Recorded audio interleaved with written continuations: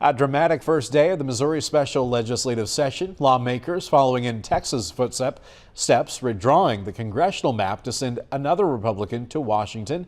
WGEM Missouri Capitol Bureau reporter Hannah Falcon has the latest tonight from Jefferson City. From peaceful protests on the steps of the Capitol to less peaceful disruptions inside the House chamber, the beginning of Missouri's special session was one to remember. You represent the people of Missouri. The Missouri people are not asking for this. A handful of signs can be seen in Jefferson City today. Protesters like Jen Cruz taking time out of their lives to express their dismay at the call to redraw Missouri's congressional map. We're going to have to take time off work from our kids, that kind of thing, and be present and let them know that we're serious.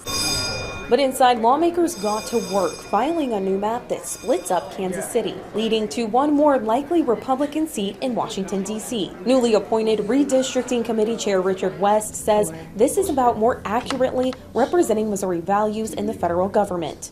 We do listen, and we create and we work on things up here with what our people are telling us.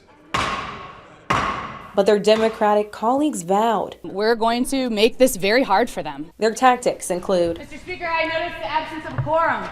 Attempting to stop the House from meeting without all members present. And we did not have a quorum here today, and they were conducting business in the People's House without a quorum, which is unconstitutional. And marching into the governor's office, trying to get his attention.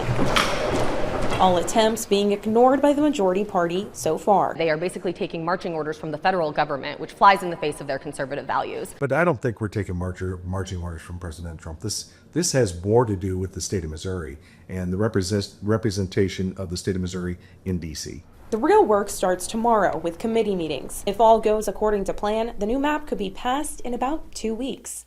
Reporting in Jefferson City, I'm Hannah Falcon, WGEM News.